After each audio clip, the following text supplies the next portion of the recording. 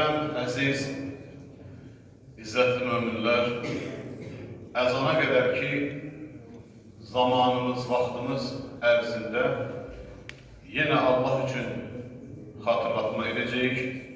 Allah'tan arzum, istəyim, diləyim budur ki, bu xatırlatma həm onu edənə, həm də dinləyənlərə fayda versin. Möhtərəm möminlər, bugünkü xatırlatmamızın mövzusu səmanın çıraqları və eyni zamanda Allah Resulü sallallahu aleyhi ve sellem tərəfindən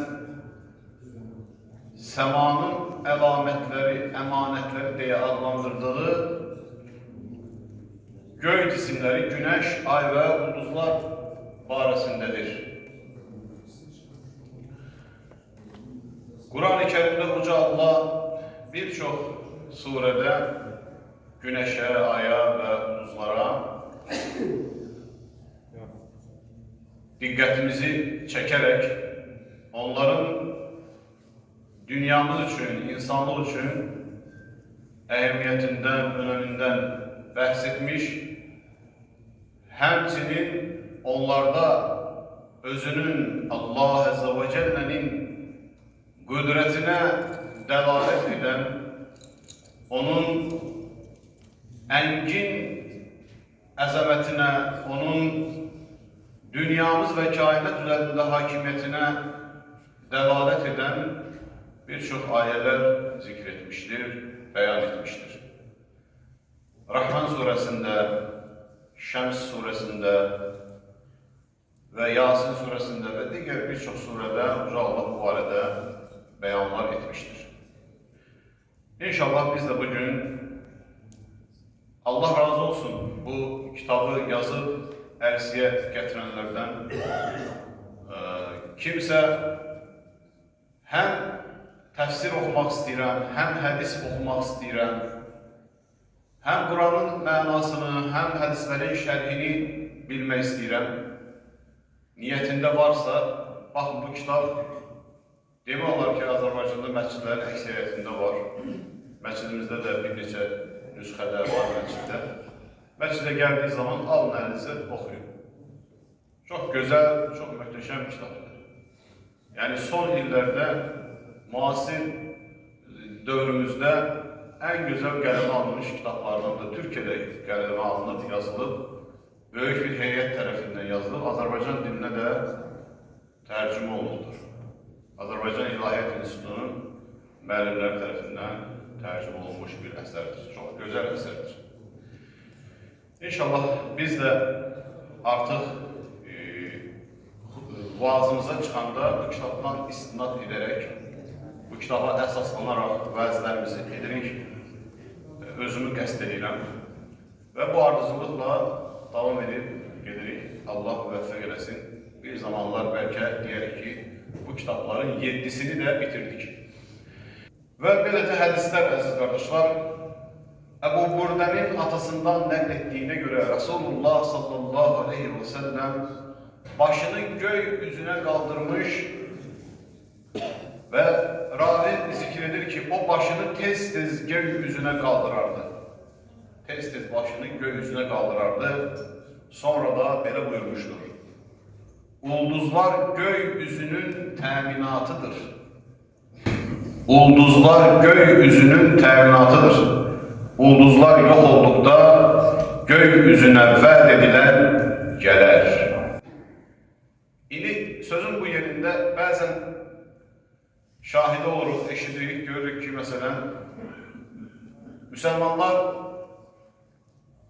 Kur'an-ı Kerim'i açıq, yalın şekilde, heç bir izah ve şərh olmadan oxuyur və yaxud da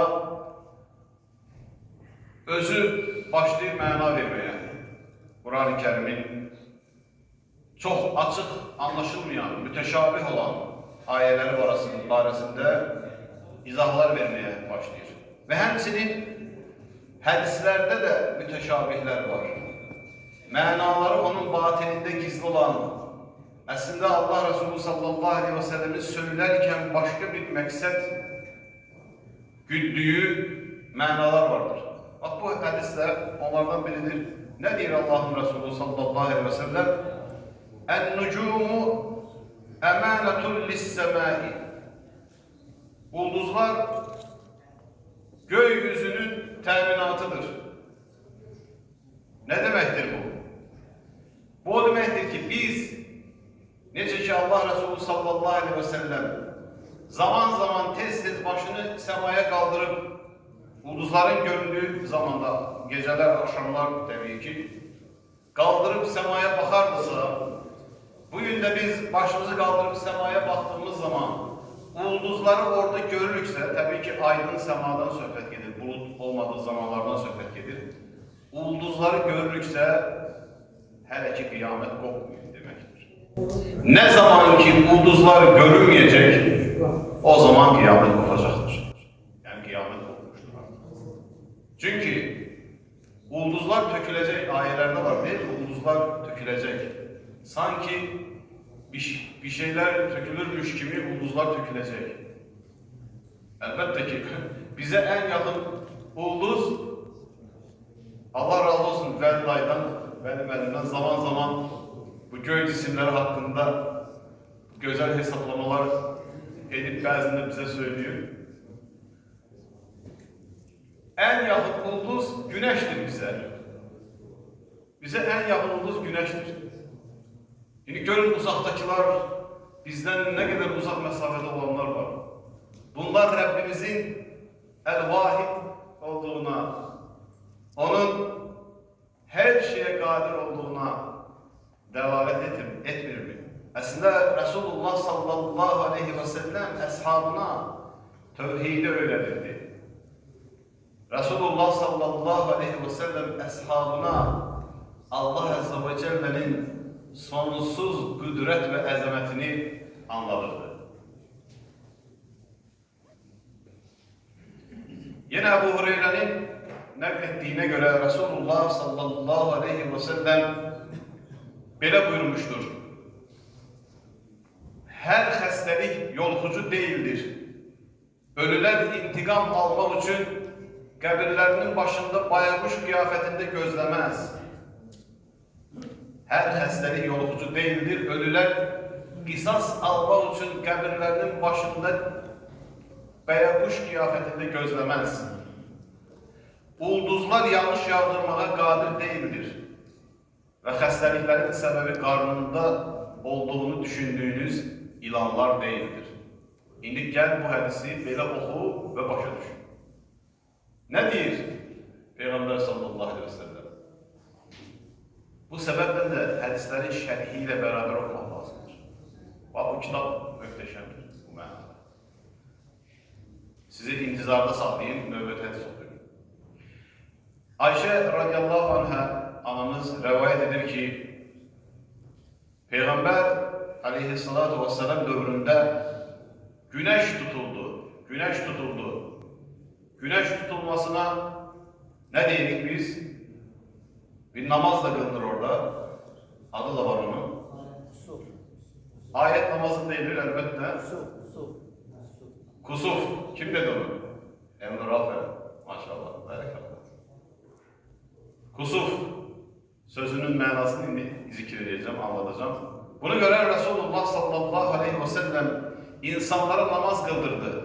Sonra güneş tutulması sona çattı. Ve o namazdan ayrıldı. Allah Resulü aleyhissalatu vesselam insanlara hutbe irad etti. Anıştı onlar için. O Allah'a hamdü sena ettikten sonra böyle buyurdu. Güneş ve ay Allah'ın iki ayesidir. Şimdi kardeşler ayet namazı. Allah'ın iki ayesidir. Yani ayet delil, ispat demektir. Bunlar Allah'ın birliğine, varlığına, tekliğine, Allah Azze ve Celle'nin kudretine, azametine işaret eden delillerdir. Ve büyük işaretlerdir. Ne deyirik? Deyirik ki Elhamdülillahi Rabbil Alemin. Alemlerin Rabbi olan Allah'a hamdolsun.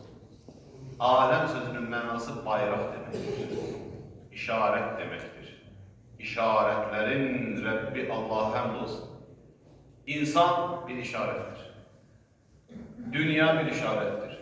bitkilər, heyvanat, dağ-daş, yağış, çay, səma, ulduzlar nə görürüksə onların hər birində görə bilən üçün, ağlını işlədə bilən üçün Allahın təkliyinə, onun qüdrətinə, sonsuz əzəmətinə işarətlər vardır. Ona görə deyirik ki, işarətlərin Rəbbi Allah'ındır. Yəni, anlayaraq başa düşmək, başa düşdüyümüzü iman ilə, yəqinliklə qəlbimizə yerləşdirmək, namazı durarkən Elhamdülillahi Rabbil Alemin, mən də bir işarətəm Allah'ın varlığına, birliyinə. Gör Allah Azze ve Celle necə mükəmməl bir varlıq yaradır. Hər hansı bir insanın ölümünə veya dünyaya gəlişinə görə ay və güneş tutulmaz. Bunlara güneş ve ay tutulmasına şahit olduqda Allah'ı zikr edin, tekbir getirin, namaz kılın ve sədəqə verin. Ne için? Çünkü bunlar tutulduğu zaman kıyamet kopacak. Bunlar artık vəzifəsini icra edebilmediği zaman artık Allah'ın hükmü gelmiştir. Güneşin eceli gelmiştir. Ayın eceli gelmiştir. Kainatın eceli gelmiştir. Kıyamet kopacak. O zaman ey Allah'ın iman getiren kulları, hayır işe tələsin. Allah'ı zikredin. Allah'ı zikredin. La ilahe illallah. Tekbir getirin. Allahu Ekber. Çünkü son olabilir insanlık için. Kainat için, dünya için son olabilir. Kıyamet olabilir.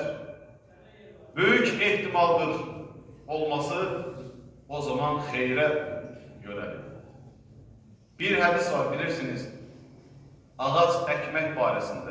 Allah Resulü sallallahu aleyhi ve sellem demiştir ki, kıyamet koptuğu zaman elinizde bir ağaç fidanı olsa, ağaç ne deniyor? Küçüğü değil. Balaca bir ağaç olsa onu ekin. Yani ağaç ekildin, hazırlaşırdın ekmeğe, uyusunun kalmışsa neylemişsin, ekildesen kıyamet koptu, ağacı tullama. Ek onu, o da senin için bir hayırdır. Çünkü sondur artık.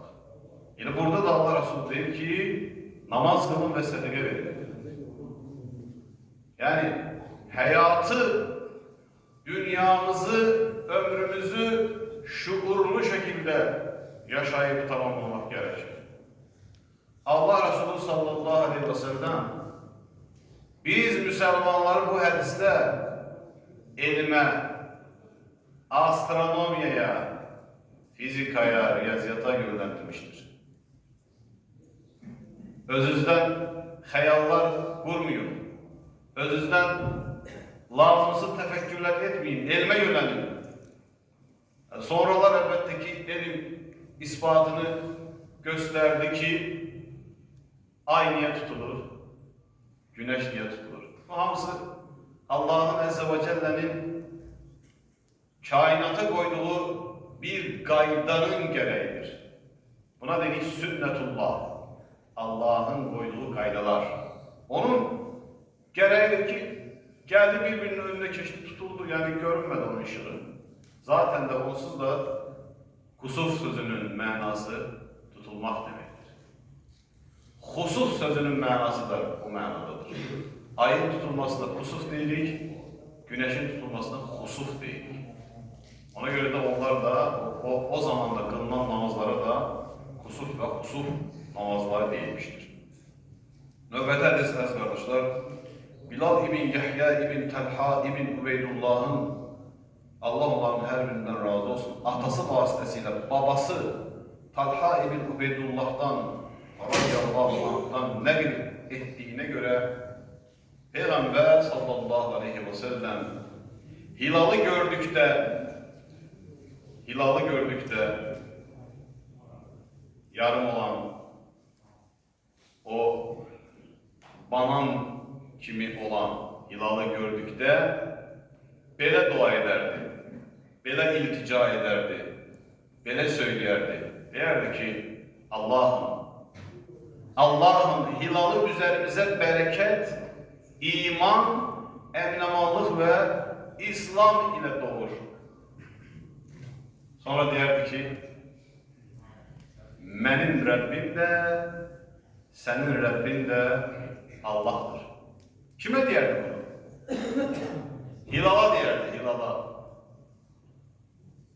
Bəzən biz müsəlmanlar kəlmələr üzərindən oyun oynuyormuş kimi bir hallara düşürük. Hilal eşitti mi? Hilal duydu mu? Yani Allah Resulü söyledi, zikrini etti. Bəzən məsələn deyirik ki, ya Rabbi bu ili bizim üçün xeyirli, bərəkətli gətir. Bir qardaş deyir ki, elə demək olmaz. Niyə? O ilin orada nə adiyyatı var? Hemen Allah razı olsun, hemen bizi tövhide yöneldir. Deyir ki, bizi Allah'a yöneldir ve hatırlatmayı yöneldir. Güzel hatırlatmalı ki, her şeyin sahibi, kadir olan Allah'tır. Elbette bu böyledir. Ama dilin danışık terzi var. Söylenme terzi var. Ey Hilal, senin de benim de Rabbim Allah'tır. Bu ifadeler insanlık ifadesidir, dil ifadesidir. Burada tövhide zıt olan meseleler aktarmak lazım değildir. Ve gələk, əziz qardaşlar, şərhlərinə. Bir gün güneş üfüqdən gözdən itir. Allah Resulü sallallahu aleyhi ve sellem yanındaki Ebu Zer'den soruşur ki, bilirsən güneş hara getdi? O da deyir ki, Allah ve Resulü daha yaxşı bilir. Belki de cevap verirse bir şey cevap verebilir. Baktığı yere gitti falan gitti. Bir şeyler diyor ama diyor ki Allah ve Resulü daha yaxşı bilir. Allah Resulü bazen müracaat ettiği bir şeyi temsil vasıtasıyla zikrederdi, hatırlardı. Bir şeye benzederek başa salardı ve dedi ki Resulullah sallallahu aleyhi ve sellem, bu sözlere dikkat edin kardeşler. Güneş Allah'ın erşinin altında secde etmeye gelir. Bu gerçekten değil mi? İnsan ve cinler, Allah insana ve cine nefs vermiş. Nefsi olan varlıklar isyan edebilir. Ama nefsi olmayan varlıklar isyan etmir, itaat edir. Daimi itaat edir. Melekler daimi itaattedir. Allah'ın yarattığı diğer varlıklar, güneş olsun, ay olsun, ulduz olsun, dağlar olsun, ağaçlar olsun, hayvanat olsun, ne düşünürsen düşün, Allah'a daimi itaat halıdır. İlla ikisi, ancak ikisinden başka. İnsanlar ve cinler, onların birçoku Allah'a isyan halıdır. Bakın etrafımıza. Biz indi məsciddəyik, gözümüz mümin kardeşler görür, müminler görür, ibadet ehli görür, ibadet edenler görür, Qibləyə yönelenler, rükuda olanlar, secdede olanlar, Allah'ı zikredenleri görür. Bize çok da kenar, o kadar da belki de görsənməyə ama etrafımıza bir baksaq, ne kadar insan Allah'tan gafildir, ne kadar insan zikirsizdir. Destamazsız, kusulsuz, ibadetsiz. Ne kadar insan əxlaqdan kənardır, ədəbdən uzaqdır. Onları kim çatdıracaq? Biz.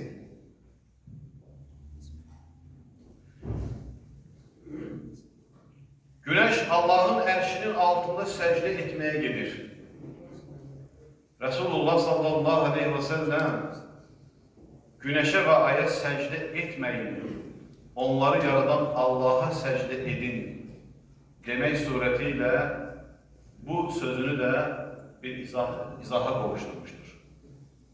Yani Allah Resulü sallallahu aleyhi ve sellem Arap cemiyetinde o zamanın dünyasında var olan güneşe tapma, aya sitayiş edeme, ulduzlardan bir şeyler gözleme ki günümüzde de bunun hele uzantıları devam edir. Təəssüf ki, onlardan o düşünceni, fikri uzaklaştırıp deyir ki insanlar, ulduz falı falan, ne bileyim, cürbəcür meseleler, onlardan öz hayatını istikametlendirmeye çalışırsan, bir şeyler gözləyirsən, bir şeyler umursan, belə olacaq, elə olacaq, onlar belə vəd edir, bunlar belə deyir. Bəzən Müslümanlar arasında da bu şeyler olur. Deyir ki, hansı bürcdənsən? Kardeşim, ne ayet olur? Yine dese ki, hansı ayet doğumlusan? Tamam, falan ayet olmuşam. Hansı bürcdənsən? Bəzən görürsən ki, bir kız bir oğlanı istəyir, birbirine soruşurlar ki, bürcün nədir? Subhanallah. Yani bu hardan bize uzanıbdır? Oradan uzanıbdır. O zamanlar İbrahim Aleyhisselam'ın zamanında belki ondan evvel de güneş, ay, ulduzlara tapanlar, istahiş edenler vardır. Yusuf Peygamber'in zamanında da vardır o. Yusuf suresinde orada 11 güneş, ay, ulduz söhbəti gedir. Sade meseleler değil bunlar. Onların açıklaması, izahı farklıdır, başka cürdür. Oraya kadar uzanır. Günümüzde de uzanır. Hele çıkıp mesela neydiler? Bunun hakkında kitaplar yazırlar, makaleler yazırlar, ne bileyim bunun hakkında araştırmalar yapıyorlar. Bunların hiçbirinin teessüf ki yani acı bir şeylerdir, bunlar gereksiz şeylerdir. Resulullah sallallahu aleyhi ve sellem necə ki güneş, ulduz, ay Allah'a secdedir, Allah'a secde edenler bir şeyler gözlemi olmaz. Herkes bir ve var olan Allah'a secde etmelidir. Yani yine de Resulullah sallallahu aleyhi ve sellem müminleri, Müslümanları tevhide yöneldir. Allah Resulü'nün insanı Allah'ın sonsuz kudreti ve əzəməti karşısında heyran olup yalnız ona təzim etmeye sesleyen başka bir temsili, buna allegorik təsvir deyilir. Yani bir meseleni anladarken, başa salarken, mücerret olan şeylerden bahsederken, bizim onu anlamamız için onu gözle görünen şeylerle mukayese ederek bize bahsetmiştir, danışmıştır. Resulullah sallallahu aleyhi ve sellem. Peygamber sallallahu aleyhi ve sellem deyir ki, gün gelecek, Allah artık güneşe diyecek ki senin vazifen bitti. Biraz evvel söylediğimiz gibi. Senin vazifen bitti. Senin vazifen bitti dediği zaman güneşe, güneş hardan çıkacak? Battığı yerden çıkacak, kalpten çıkacak. Artık güneşin vazifesi bitmiştir. Eceli bitmiştir. O zaman kıyamet kopacak. Güneş de özü için müeyyen olmuş yerde seyreder. Allah ona bir ecel tayin edip, o orada seyredip gelir. Allah'ın emrine tabi olup, itaat edip, bizim için ışık verir, istilik verir, enerji verir. Zaman gelecek, bitecek onda vazifesi. Ve vazife bittikte artık kıyamet olacak. Bu yenilmez kuvvet sahibi olan her şeyi bilen Allah'ın takdiridir. Yasin suresinin 38. ayetinde. Müslümanlar olarak teessüf ki astronomiya ve diğer ilimlerden çok kenara kalmış, uzak kalmış. Deyir ki, gelecek deyir, göylerde aktarmak olar. Yani kosmosta, galaktikada görürse artık neler baş verir. Adam burada oturup başka bir ülkede kiber muharebe ediyor. Kiber muharebe. Yani vaktiyle kılıçla idi, sonra silahla idi, kiber muharebeler. Burada oturur, senin evinde neyse partladır. Kiber muharebe, internet vasıtasıyla. Ama biz Müslümanlar bu gibi şeylerden uzak kaldık. neyimize lazım, neyimize gerek. Ama hadislerde Resulullah sallallahu aleyhi ve sellem bize elmi teşvik edir. Yani başkasına hücum etmek için yok, özünü korumak ve müdafiye etmek için teşvik edir. Belki de bize garibe gelir. Kardeş, koy namazımızı kılar, ibadetimizi eləyək, duamızı eləyək, zikrimizi eləyək, hutbeye kulaq asaq, işimiz bitsin bundan. Bundan iş bitmez. Allah Azze ve Celle dünyanı Adem Aleyhisselam'a emanet eder. Adem Aleyhisselam'a emanet eder. Onu canişin təyin etdi, onu xəlife təyin etdi, onu peygamber təyin etdi ve onunla beraber Allah'a ve ona iman getirenlere emanet etti Allah Azze ve Celle dünyanı. Bu dünyanın halı ilk növbədə Müslümanlardan soruşulacaq. Birisi dağıtmış dünyanı, edepsizliği eləmiş, əxlaqsızlığı eləmiş, dünyanı xarabaya çevirmiş. Ondan daha sonra soruşulacaq. İlk dəfə əmanəti kimə vermişsə, gel görək əmanətə sahip çıktınız mı? Çıxa bilmədik. Niye çıxa bilmədik? Kimsə səhlənkarlıq elədi. Kimsə yatdı, yuxuya getdi, uyudu, işini hakkıyla yerine getirmedi. İşin ehli olmadığı halde geldi, işin başında durdu. Menem dedi ve iman getirmeyenler öne geçti. Resulullah sallallahu aleyhi ve sellem hicret ederken bir nefer müşrik ile anlaştı. Şifahi anlaşma kurdu. Dedi ki bizi Mekke'den Medine'ye çattır. O da razılaştı. 2 deve mukabilinde. 2 deve mukabilinde bir müşrik razılaştı ki onları Ebu Bekir radıyallahu anh, bir nefer çoban var. İhtimal olmuş o da onlardan gidip 3 nefer ya da 4 neferlik bir dəstəli kafiləni 2 deve karşılığında eminlikle emanete sahip çıka Medine'ye çattırdı. Bir müşrik. Niye? Çünkü işinin ehliydi.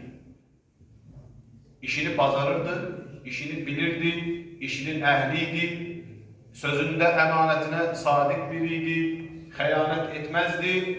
Halbuki Resulullah sallallahu aleyhi ve sellem ile Ebu Bekir radıyallahu anh'ın tutulup getirilmesi mukabilinde müşrikler 100 deve vermişti. Adam 100 deveni almak için xəyanət edip onları satabilirdi. Ama eylemedi. Peygamber sallallahu aleyhi ve sellem de müşrik olmasına bakmayarak işin ehli olduğuna göre iş ona verdi. Bu benim kardeşimdi, bu benim iman yoldaşımdı, bu ne bileyim qohumumdu, əqrəbəmdi. Böyle şey yoktur.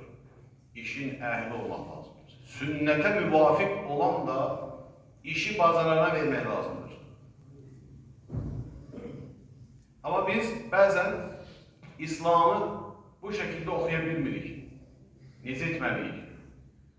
Kardeş, tamam işi ver ona. Baxırsan ki, işi berbat edip vurur. Biz özünden de asıl olmayarak. İşin ehli değil, bilmir. Adam var her şeyi bazarır. Kardeş sen her şeyi yeter bazarsın. Kamil bir palancı olsa da insan yaxşıdır yarımsız tabaqçılıqdan Allah rəhmət eləsin Nizami Gəncəliyə. Adamlar söz deyiblər. Bu sözü hardan deyiblər? Ayədən götürüb, süzüblər oradan. Hədisdən götürüb süzüblər. Ona görə də əziz qardaşlar, bu kimi məsələlərə də diqqətli olacaq. Dünya bizdən soruşulacaq. Rahman suresinde bilirsiniz. Allah Azze ve Celle bahseder ki güneş, ay, oklar, ağaç, göy bunların hamısı deyir Allah'a secdedir. Secde halındadır. Bu sebepten de biz de bütün kainatın itaat ve secde ettiği Allah'tan gerilisine itaat ve secde etmeyecek. Biz de ona yöneleceğiz. Bütün varlığımızla kıyama durmuşu, cismimiz de kıyama duracak, ruhumuz da. Rükuda, Cismimiz de rükuda olacak, ruhumuz da secdede yeniyler. Allah'ın huzurunda durduğumuzu her an hissedeceğiz. Yani hayatımızı ihsan şuuruyla yaşayacağız. Sadece namazda değil, sadece oruçta değil, her zaman ihsan şuuruyla yaşayacağız. Ona göre Allah diyor ki, mesela muhsinleri müjdeler. Muhsinler kimlerdir? Sadece namazda Allah'a düşünenler değil ki, hayatının her sahasında Allah'ı unutmayan, yaddan çıkarmayan kimselerdir muhsinler.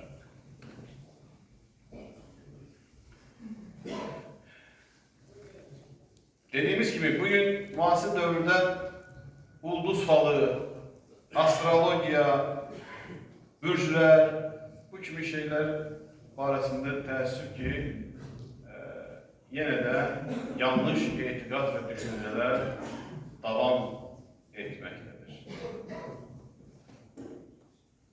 Müşrik Ərəblər uğursuzluğa inanırdılar. Mesela düşünürdüler ki bir adamı kimse öldürüpse, Allah her birimizden uzak eylesin, öldürüpse, deyirdiler ki onun ruhu bayağı formasında durup onun qəbrinin yanında ta ki onun intikamı alınana kadar gözləyir orada. Kim onun qəbrinə yaxınlaşsa, neynəsə intikam alacaq ondan. Ve onun yaxınları da deyir ki, bizim filan kəsi öldürüblər, onun intikamını almaq lazımdır. Yoksa onun ruhu sakitlik tapmayacaq. Ve intikam hırsı onları ürüyürdü. Resulullah sallallahu aleyhi ve sellem geldi bunu uzak tuttu onlardan.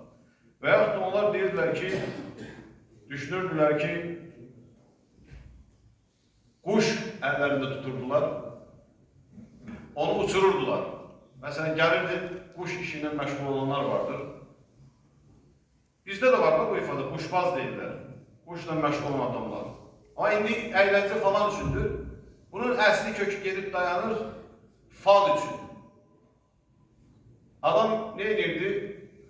Gelirdin yanına onu derdi ki ben bir niyetim var, dileğim var, isteğim var, arzum var. Gör necə çıkacak o. Sen adından kuş uçururdu. Eğer kuş sağ tarafa geçse sağa döndü. Sağa dön. Geçse deyirlər ki həmin adam deyir sənin işlərin yaxşı olacaq. Kuş sola dönüp geçse kuşu da uçup gedə bilər. Sola gelip uçsa deyirlər ki yok bu işten almayacaq. Həmin adam ne olurdu? Kuşun uçmasına göre öz niyetlerini, isteklerini, işini, gücünü izah. Böyle bir şey var mı? Böyle bir şey Allah Resulü bunu da aradan kaldırır. Bazıları düşünürdü ki yolkucu xəstəliklərin özünde onlarda ilahi qüvvə var. Elə düşünürdülər ki yolkucu xəstəliklərdə ilahi qüvvə var. Yolkucu xəstəliklər lənətlənmiş xəstəliklərdir. Onlar insandan insana keçəndə əslində insan lənətlənmiş olur diye düşünürdülər. Halbuki Allah Resulü sallallahu aleyhi ve sellem bu kimi hadiselerin karşısında onun tedbirini görmeyi insanlara öğretti. Müslümanlara öğretti, başa saldı. İman edenlere öğretti, başa saldı ki bir yerde yolcucu xəstəlik varsa oradan uzak durun ki size geçmesin. Veyahut da sende varsa sen aparma ora. Korun yani, xəstəliklərdən bu şekilde korun. Bəziləri düşünürdü ki onun karnından, mədəsində ilanlar gəzir. Ve o ilanlar onun xəstələnməsinə, ölməsinə səbəb olur. Haradadır böyle bir şey? Yani Allah Resulü sallallahu aleyhi ve sellem her birini, onlar bu düşünceler her birini temizliğe, paşlaya onları tövhid ehli ve muvahhid insanlar haline getirdi. Müminler haline getirdi. Muhsinler, Müslümler haline getirdi. Bu hadisi ben size izah etmedim değil mi? Son olarak bir cümle diyeyim. Ay tutulur ve herkes namaza başlayır. Esma radiyallahu anh'a da gelir namaza koşur. Deyir ki, ey Ayşe nedir bu? Deyir, bəs ay tutulmasına göre namaz olur. Namaz deyir, o kadar uzandı ki, istilikten Esma radiyallahu anh deyir ki, istilikten deyir, ürəyim gedirdi, bayılırdım diye az qala. yanındakı qaba, namazdayken yanındakı qaba əlimi salıb suyu üzümə sürtür. Üzümə başına sürtdüm ki, bu narahatçılıq davam etməsin. Və beləcə onlar namazı qıldılar. Allah Resulü sallallahu aleyhi ve sellem də sonra xütbə irad etdi ki, güneş və ay kiminsə ölümünə və doğmasına görə tutulmazdır. Uca Allah bizi eşidib, faydalanan qullarından etsin. Subhanəkəllahumma və bihamdik, əşhədu ən la iləhə illə ən, əstəğfiruka və etûbu ileyk.